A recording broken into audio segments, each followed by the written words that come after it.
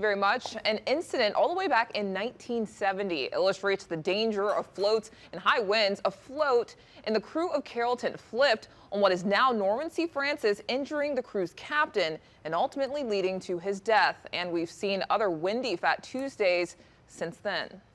And I'm about ready to get off this horse, man. My muscles are not ready for this. But it's been great, man. The people have been wonderful, and it's a good Mardi Gras.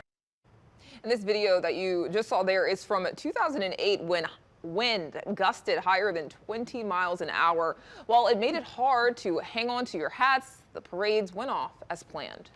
Okay, so the